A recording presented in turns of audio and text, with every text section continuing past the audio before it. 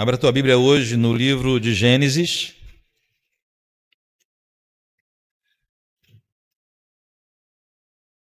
Espia se seu irmão do lado está com dificuldade de achar Gênesis. Se tiver, você me dá o nome dele depois, para a gente ter um... Precisa de uma disciplina, né? Mas vai lá, você que não sabe, Antigo Testamento, Gênesis, capítulo 3.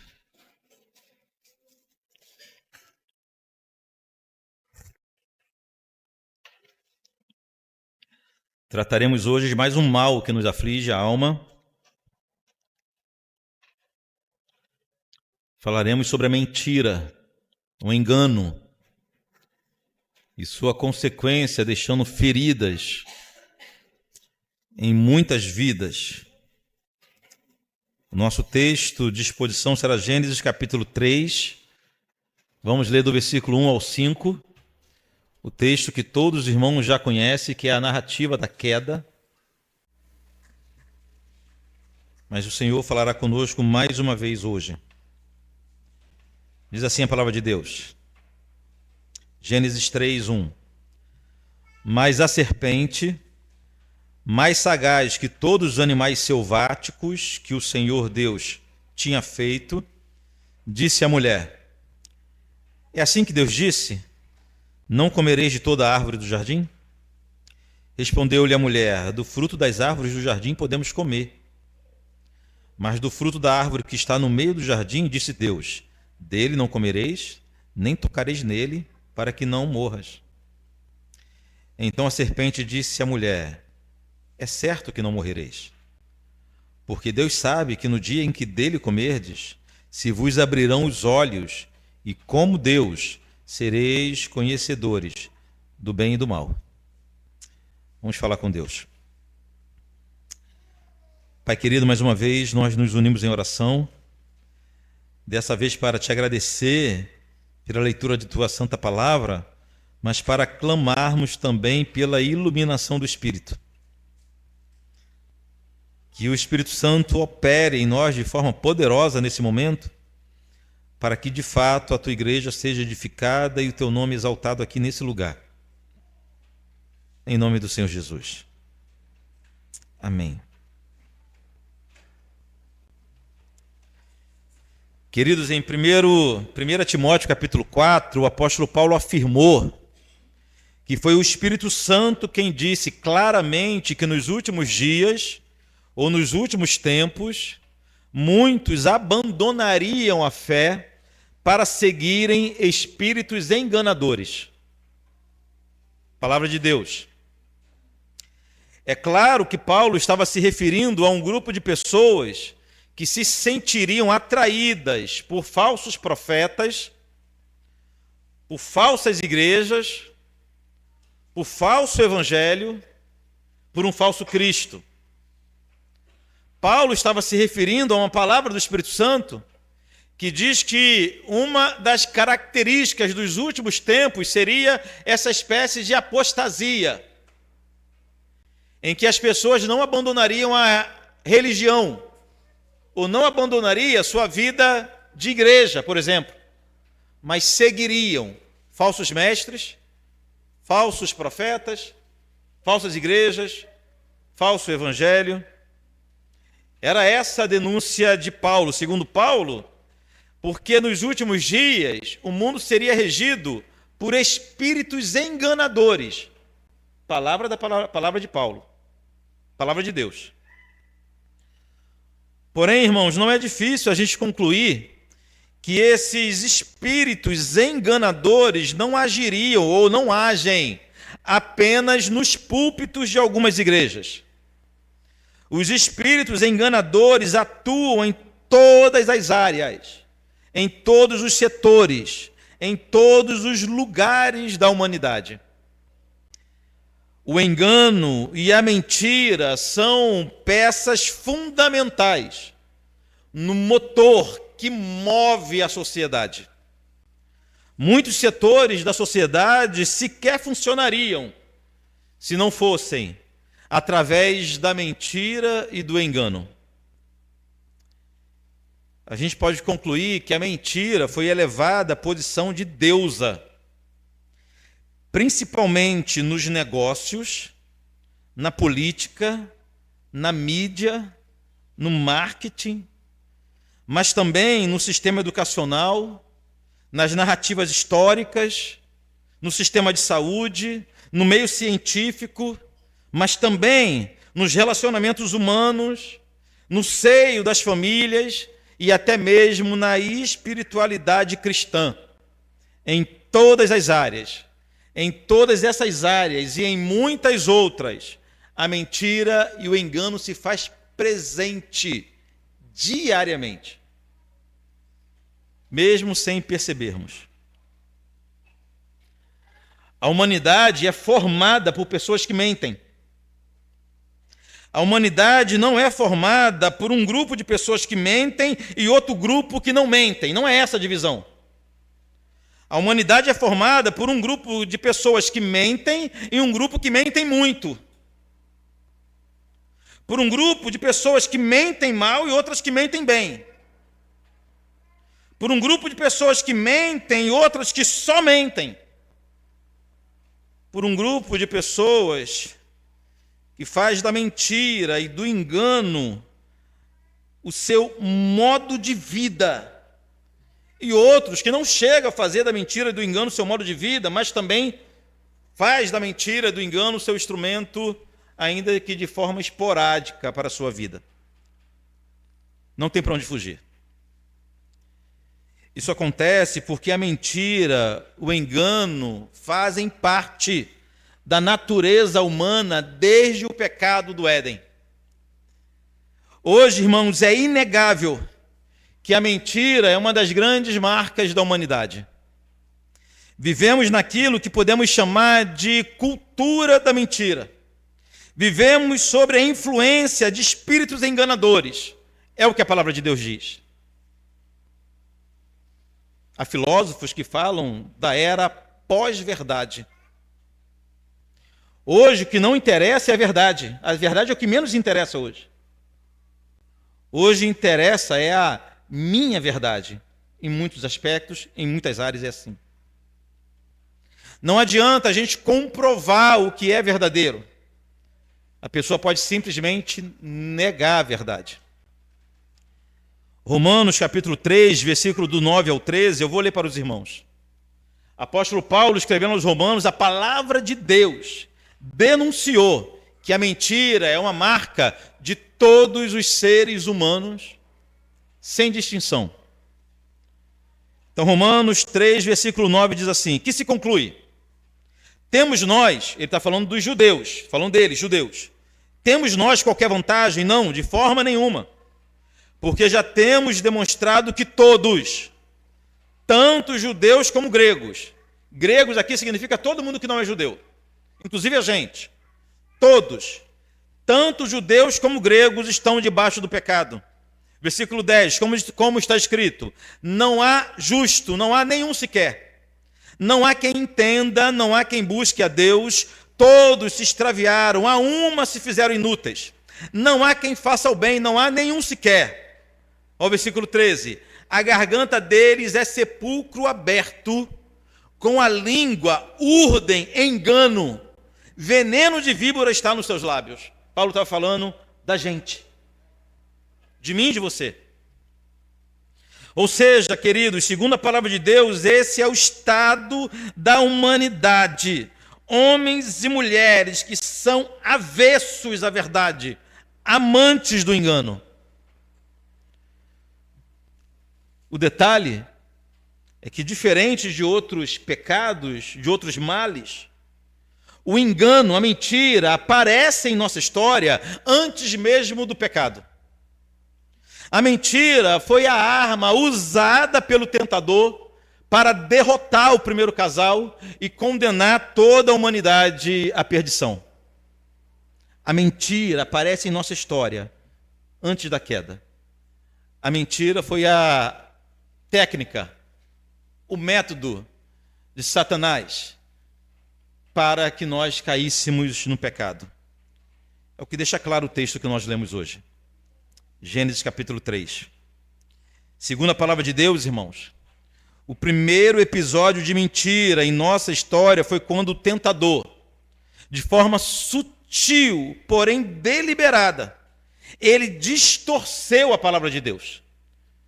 No versículo 1 do capítulo 3, que nos lemos hoje, diz assim, vamos ler mais uma vez. Mas a serpente, mais sagaz que todos os animais selváticos que o Senhor Deus tinha feito, disse à mulher, é assim que Deus disse, não comereis de toda a árvore do jardim? Sabemos que o Senhor jamais proibiu o primeiro casal que comesse dos frutos das árvores do jardim. A ordem de Deus, registrada no capítulo 2 aqui de Gênesis, versículos 16 e 17, era que apenas de uma árvore eles não poderiam comer do fruto. Mas como o próprio texto diz, o tentador é sagaz. Ele não chegou negando completamente a palavra de Deus. Ele não chegou distorcendo completamente a palavra de Deus. Ele não chegou com uma mentira explícita, fácil de ser identificada. Não. O que ele fez foi apenas pegar a palavra de Deus, mudar alguns detalhes da palavra de Deus. Ele tão somente atualizou a palavra de Deus. Ele tão somente mudou alguns pequenos pontos na palavra de Deus. Mas o problema é que uma pequena mudança, na verdade, a transforma numa grande mentira. A verdade só é verdade se ela for completa. Uma pequena mudança, uma pequena alteração na verdade, não transforma a verdade em meia verdade, em uma verdade parcial, em 90% de verdade. Transformou essa verdade numa grande mentira. Nessa sutil mentira, digamos assim, Eva não caiu. Adão e Eva não caíram de imediato. Olha o versículo 2 e 3. Respondeu-lhe a mulher, do fruto da árvore do jardim podemos comer. Do fruto das árvores do jardim podemos comer.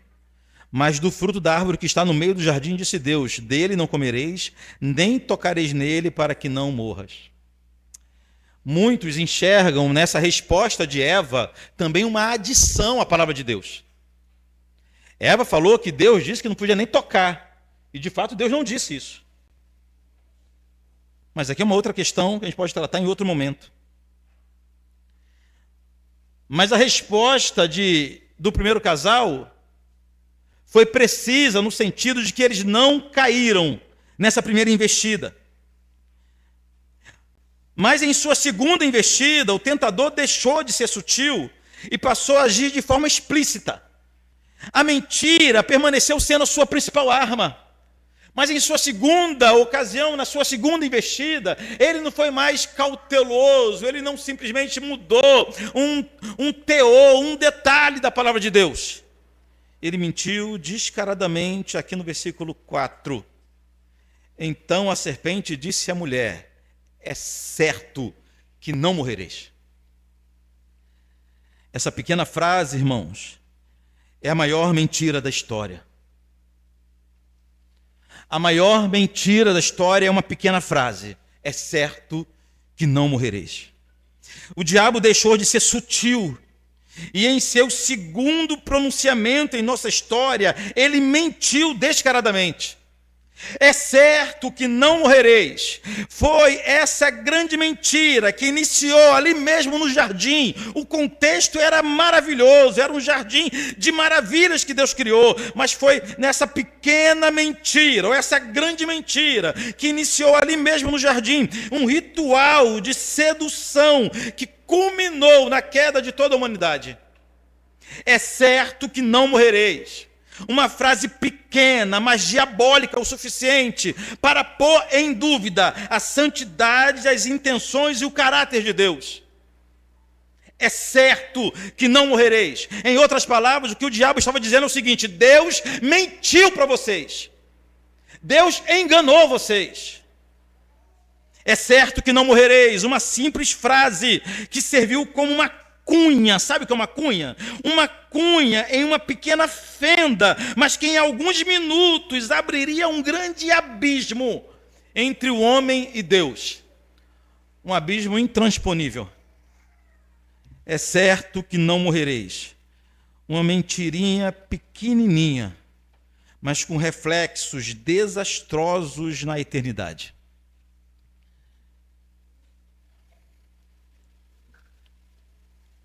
Seguindo, o perito, pai da mentira, elaborou um pequeno sermão, onde ele insinuou que Deus era covarde, ciumento, mentiroso e inseguro. Isso tudo aqui no versículo 5. Olha o que diz o versículo 5. Porque Deus sabe que no dia em que dele comerdes, se vos abrirão os olhos, e como Deus sereis conhecedores do bem e do mal. O que Satanás estava dizendo para eles é o seguinte: ó, existe algo maravilhoso que Deus não quer que vocês saibam.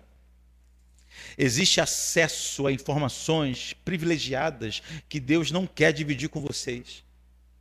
Deus, ele tem medo de perder sua posição de Deus. Deus, ele teme que vocês se tornem iguais a eles. Ele não quer que vocês saibam o que ele sabe. Como se Deus fosse um ser humano pecador, mentiroso, covarde, ciumento, inseguro.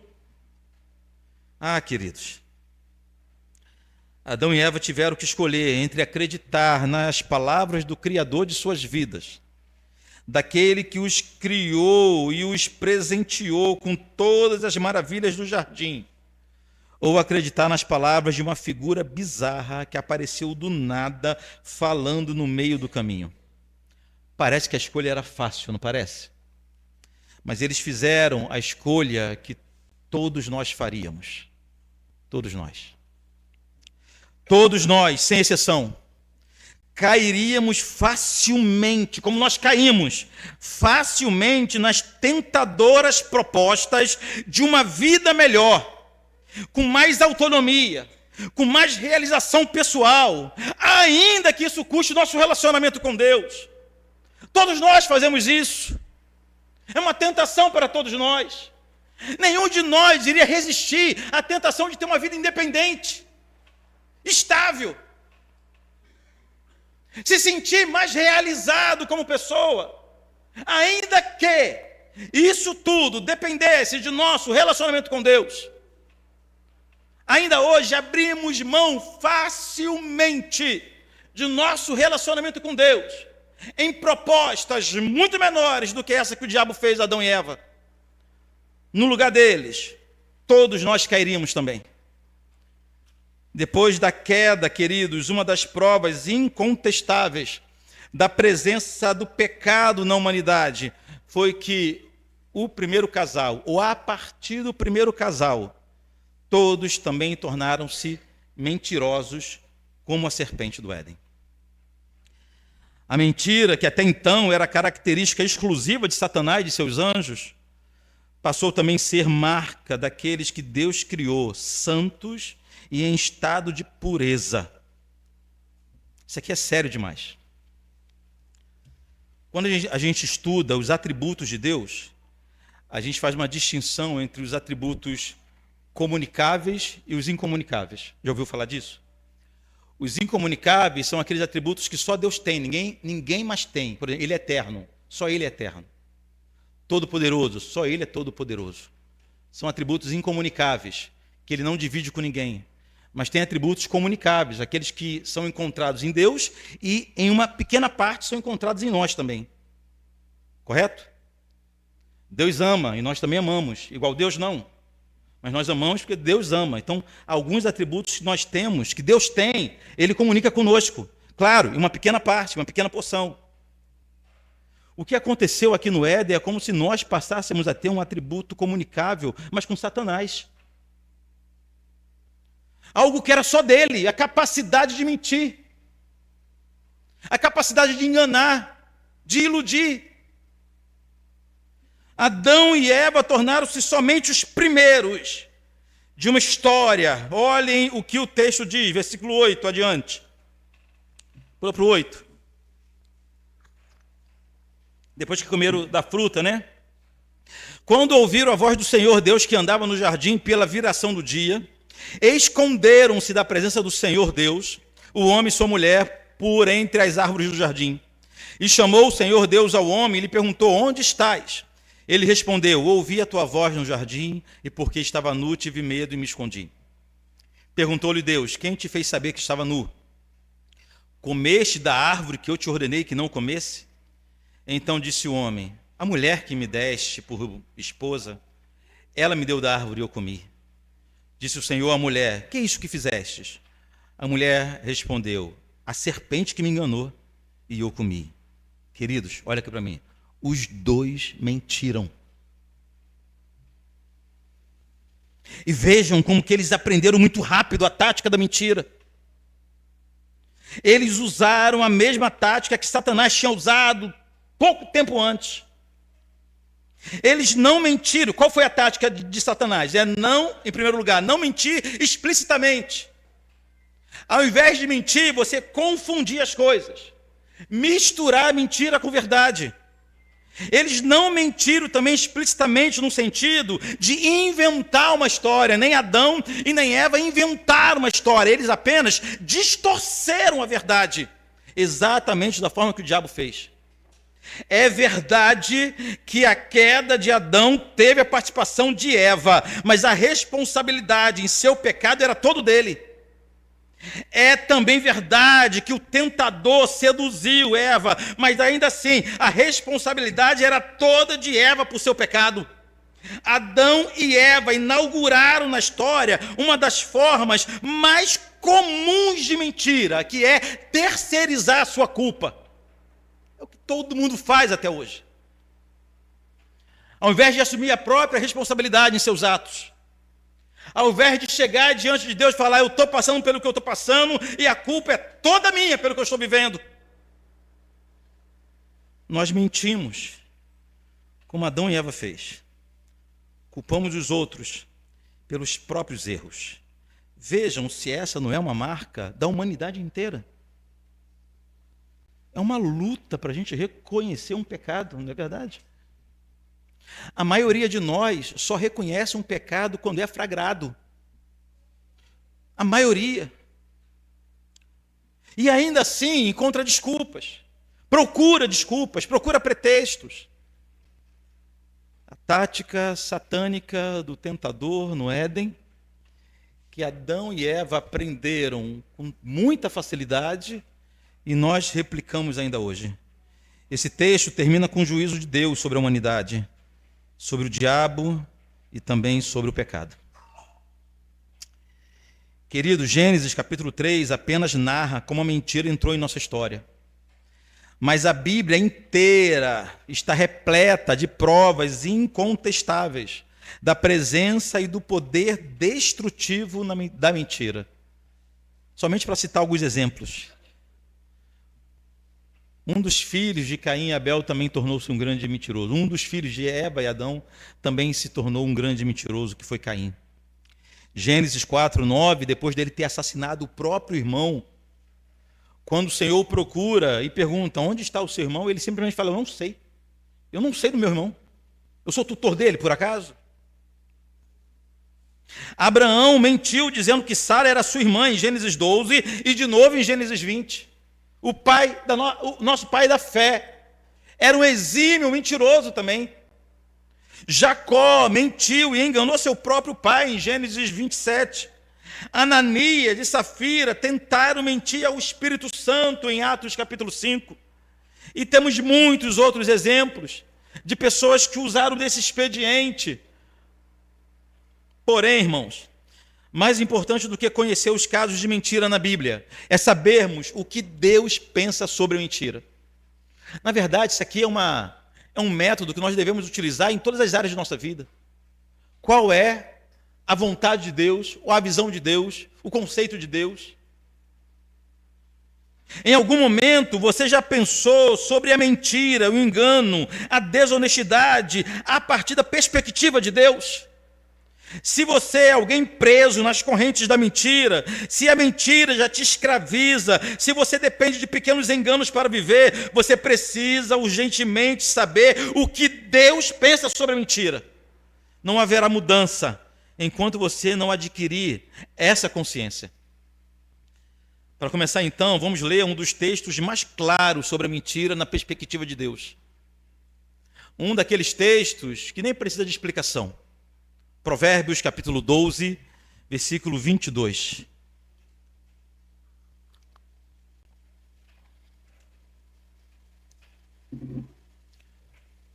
Provérbios 12, 22. Um dos nossos grandes exercícios aqui é a gente levar a sério a palavra de Deus da forma que ela está escrita. Considerar cada termo, cada palavra. Olha o que diz Provérbios 12, 22. O Senhor odeia a mentira. É isso? É isso? Diz que o Senhor odeia a mentira? O Senhor odeia os lábios mentirosos. Aquela ideia de que Deus odeia o pecado, mas ama o pecador, começa a cair por terra aqui. Que ele odeia a mentira, nós sabemos. Mas o texto diz que ele odeia os lábios que proferem mentira, os lábios mentirosos. Mas se deleita com os que falam a verdade. A Bíblia inteira, irmãos, revela claramente, sem sombra de dúvida, o que Deus pensa com relação à mentira. É muito claro, é muito revelado na palavra de Deus como que ele odeia a mentira e o ato de mentir, ou os lábios mentirosos. Um dos textos mais emblemáticos sobre a mentira também está em Provérbios. Provérbios capítulo 6, dá um pulo para o capítulo 6. Aqui nós temos uma lista de coisas que Deus odeia. No final tem aquela que Deus abomina. Na lista de coisas que Deus odeia está a mentira. Provérbios capítulo 6, versículo 16. Diz assim: 6 coisas o Senhor aborrece, e a 7ª a sua alma abomina: olhos altivos, língua mentirosa, mãos que derramam sangue inocente, coração que trama projetos iníquos, pés que se apressam para correr para o mal, testemunha falsa que profere mentiras e o que semeia contenda entre os irmãos. O que o texto diz que ele abomina é aquele que semeia contenda entre os irmãos. Mas vejam bem que a mentira foi citada 2 vezes nessa lista de coisas que o Senhor se aborrece, que o Senhor odeia. O versículo 17 fala de língua mentirosa. O versículo 19 fala de testemunha falsa que profere a mentira. Fica muito claro o que Deus sente e pensa em relação à mentira. Se nós olharmos para o Novo Testamento, vamos perceber que uma das palavras mais duras contra a mentira foram ditas por Jesus. Porque quando a gente começa a fazer uma exposição bíblica e olhar o contexto bíblico, considerando o Antigo Testamento, de vez em quando alguém pensa, mas pastor, isso é Antigo Testamento, como se o Antigo Testamento não valesse mais. Mas olha o que Jesus disse a respeito da mentira. Jesus, sendo Deus, sendo um com o Pai, ele também odeia a mentira. João capítulo 8, eu vou ler para os irmãos. João capítulo 8, versículo 43 e 44. Jesus disse assim: qual a razão? Porque não compreendeis a minha linguagem? É porque sois, Jesus está falando para a multidão de ouvintes, porque sois incapazes de ouvir a minha palavra. Vós sois do diabo, que é o vosso pai, e quereis satisfazer-lhe os desejos. Ele, falando do diabo agora, ele foi homicida desde o princípio e jamais se firmou na verdade, porque nele não há verdade. Quando ele, o diabo, profere mentira, fala do que lhe é próprio, porque ele é mentiroso e pai da mentira. Duras palavras, palavras de Jesus. Segundo Jesus, a mentira tem um único pai. Todas as mentiras surgem de uma única fonte. Da mente de Satanás saem todas as mentiras, todos os enganos da humanidade.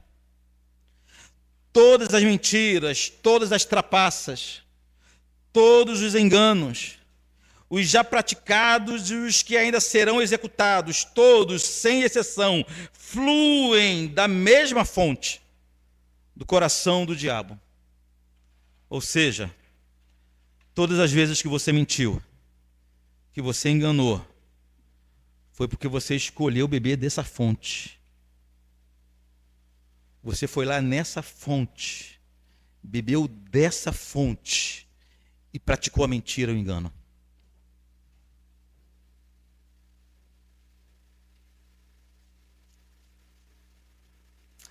É a palavra de Deus quem diz, Jesus quem disse, que o diabo é o pai dessa praga, desse mal. Mas seguindo, ainda em nossa tentativa de compreender a mentira pela perspectiva de Deus, a palavra de Deus nos ordena a falar a verdade, principalmente com nossos irmãos em Cristo. Efésios capítulo 4, versículo 25. Eu vou ler para vocês, anote aí, Efésios 4, 25. Portanto, cada um de vocês deve abandonar a mentira e falar a verdade ao seu próximo, pois todos somos membros de um mesmo corpo. Mentir a um irmão é atentar contra o próprio corpo. Mentir a um irmão é pior que isso, é atentar contra o corpo de Cristo, que é a igreja. Mas seguindo, ainda nessa nossa tentativa de compreender a mentira pela perspectiva de Deus, precisamos lembrar, queridos, que não mentir é um dos maiores mandamentos. Essa ordem está contida nos 10 mandamentos em Êxodo 20, versículo 16. Diz assim: não darás falso testemunho contra o seu irmão. Quero que você perceba como isso é sério. Nós já estudamos os mandamentos aqui quando fizemos a exposição de Êxodo. Nós aprendemos que os mandamentos do Senhor, as leis do Senhor, em especial os 10 mandamentos, são expressões do caráter de Deus. Por isso que os 10 mandamentos não passam. Os 10 mandamentos continuam vigorando em nossas vidas. Porque são leis atemporais, revelam o caráter de Deus. Sendo assim, quando você mente, você está se insurgindo contra o caráter de Deus. O mentiroso é aquele que afronta abertamente a natureza, o caráter e a santidade de Deus. Por isso, queridos, segundo a própria Bíblia, por decisão do próprio Pai da eternidade, há um lugar destinado para os mentirosos. Apocalipse, versículo 22, Apocalipse capítulo 22, versículo 15, diz assim: ficarão de fora os cães. Quem são os cães aqui? Os cães são também mentirosos. São falsos mestres, falsos pastores, falsos pregadores. São os cães. Aqueles que pregam, que têm o ministério da mentira em suas igrejas. São os primeiros da lista. Ficarão de fora os cães, os que praticam feitiçaria, os que cometem imoralidades sexuais, os assassinos, os idólatras e todos os que amam e praticam a mentira. Esse é aquele tipo de lista que a gente gosta parcialmente. A gente chega a vibrar quando fala de algumas pessoas aqui, né? Ficarão de fora os cães. A gente não sabe nem quem é. É isso mesmo. Ficarão de fora os que praticam a feitiçaria. Justo, tá certo. Os que cometem imoralidade sexual. Tá certo também. Os assassinos, obviamente, os idólatras. Cadeia neles. Inferno para eles. Mas também os que amam e praticam a mentira. É tão estranho isso aqui que eu nunca vi ninguém ser disciplinado em uma igreja por praticar mentira, já viu? Por imoralidade sexual, sei lá, idolatria. Eu nunca vi ninguém ser chamado o seguinte: o irmão é um mentiroso. O irmão anda mentindo no meio da congregação.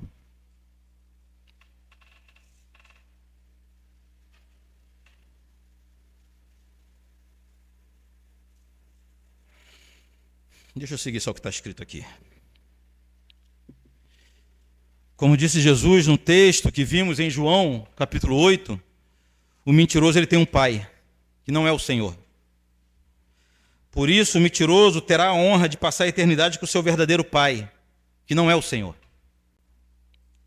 Resumindo, irmãos, como podemos enxergar a mentira, o engano, pela perspectiva de Deus? Deus tem uma opinião sobre a mentira, ele a odeia. E Deus tem um destino final para os mentirosos, que é a condenação eterna.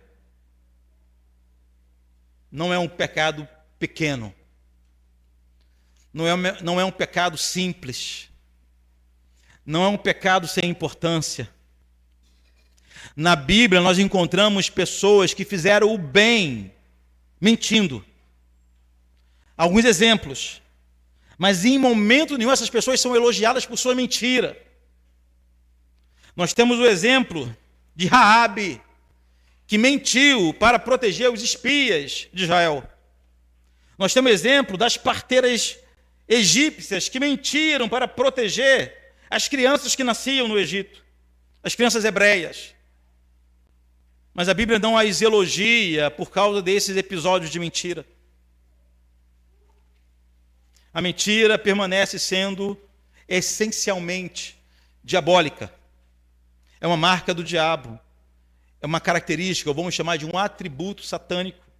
É a mentira.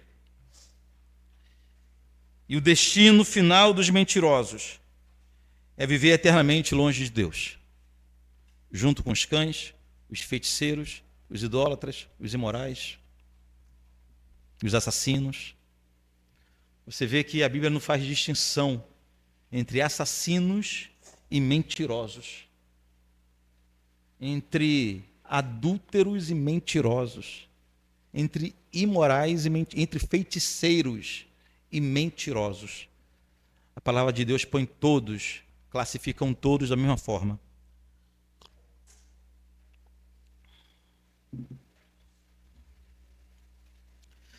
Mas graças a Deus há esperança. O mesmo Deus que condenou o pecado providenciou um escape para o pecador. No mesmo episódio que o Senhor condenou a mentira, ele também determinou a derrota final do pai da mentira e o caminho para a restauração para todos aqueles como nós, que em determinado momento já caímos na cilada do diabo. Todos aqueles que já praticaram a mentira, como Adão e Eva fizeram. Todos aqueles, sejam mentiras esporádicas, sejam aqueles que se afundaram em tanta mentira, que hoje vivem uma vida que não são suas. Todo tipo de gente que foram influenciados pela mentira. Há escape para você. Há um caminho de restauração para você. O Senhor, por sua justiça, ele condenou a mentira como mentiroso. E o pai da mentira também. Mas ele é misericordioso. Ele tanto ama os seus filhos que ele providenciou um caminho de restauração para aqueles que se envergonham de suas mentiras. De novo em Gênesis 3. Mas agora no versículo 15, diz assim, a sentença de Deus: porém inimizade entre ti e a mulher, falando com a serpente, entre a tua descendência, e apontando para a mulher, o seu descendente, este te ferirá a cabeça e tu lhes ferirás o calcanhar. Esse pequeno trecho, esse pequeno texto, versículo 15 do capítulo 3, é considerado o primeiro anúncio do Evangelho. Onde nós encontramos o Evangelho pela primeira vez na Bíblia, Gênesis 3,15. Aqui foi a primeira vez em que o pecado foi denunciado e condenado, mas o caminho de graça foi aberto, a esperança para os pecadores. Porque foi nesse momento, ainda em um tribunal instituído no Éden, que o Senhor decretou que haveria um descendente de Eva, que venceria definitivamente o pai da mentira, lhe esmagando a cabeça. Tudo que ele poderia fazer era lhe morder o calcanhar. Mas o descendente de Eva iria vencer definitivamente, envergonhando o pai da mentira. Esse decreto de Deus foi cumprido à risca, irmãos, no Monte Calvário. O sacrifício do Cordeiro Santo representa a vitória final e esmagadora sobre o enganador de nossas almas, sobre o nosso tentador, sobre o pai da mentira. Ele não foi apenas vencido, Satanás foi envergonhado na cruz do Calvário. Não tem mais poder sobre nós. Colossenses 2,13 diz assim, eu vou ler para os irmãos. Colossenses 2, de 13 a 15. E a vós outros, Paulo está falando para a gente, que estáveis mortos pelas vossas transgressões e pela incircuncisão da vossa carne. Deus vos deu vida juntamente com ele, juntamente com Cristo, perdoando todos os nossos delitos, olha só que maravilha, tendo cancelado o escrito de dívida que era contra nós e que constava de ordenanças, o qual nos era prejudicial, removeu-o inteiramente, encravando-o na cruz. Versículo 15 é fenomenal. E despojando os principados e as potestades, publicamente os expôs ao desprezo, triunfando deles na cruz. Aleluia! Gênesis 3,15 foi executado na cruz do Calvário. O tentador foi vencido. O pai da mentira foi exposto e ridicularizado para o nosso bem. Irmãos. Então a notícia maravilhosa de hoje é que ainda que você já tenha sido seduzido pelo pai da mentira, ainda que você tenha caído constantemente nesse pecado, ainda que você carregue a culpa de algum dia ter enganado alguém, ainda que você tenha sido vítima de um mentiroso, tem isso também. Ainda que alguém tenha abusado de sua boa fé, de sua boa vontade e lhe traiu, lhe deixando feridas profundas, ainda assim, na cruz de Jesus, tem restauração para todos e perdão para todos, para quem feriu e para quem foi ferido por mentiras e enganos. É na cruz de Jesus.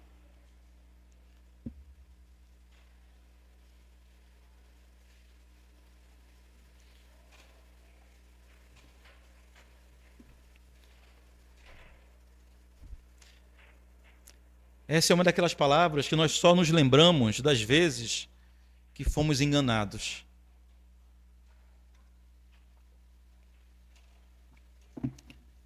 Uma grande pergunta é: quantas vezes você enganou? Quantas vezes você mentiu? Pastor, foi uma mentira pequena. Eu vou te recordar de novo. Uma mentira pequena que saiu da fonte diabólica do coração de Satanás. A mentira é pequena, saiu da mesma fonte da mentira grande.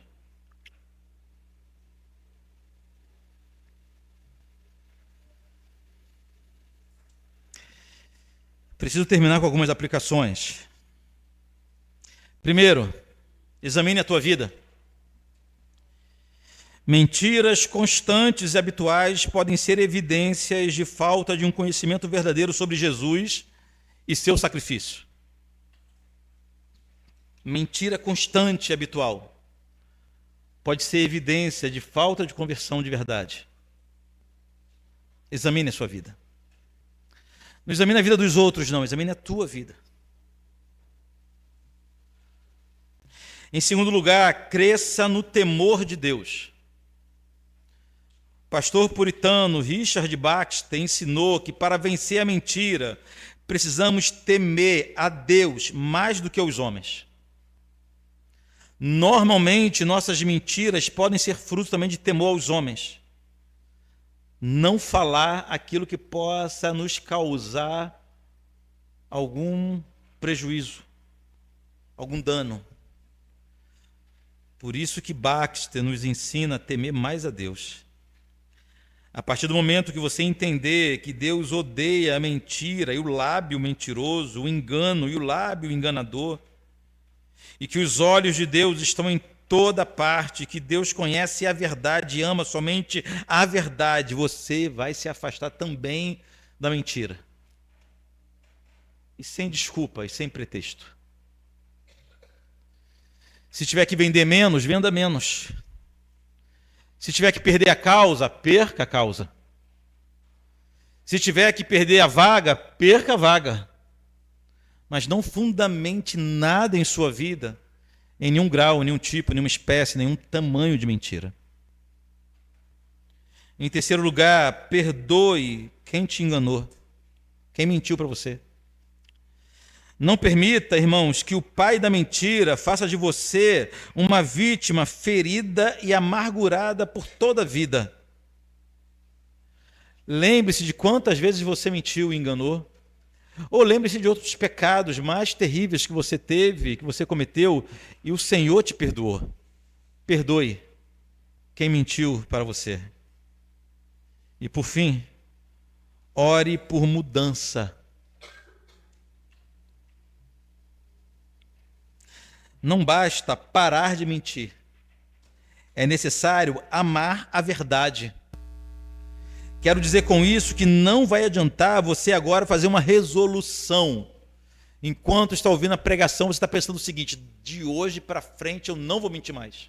Não basta uma resolução, não basta. Você não precisa de novos hábitos. Você precisa de um novo coração, de uma nova vida.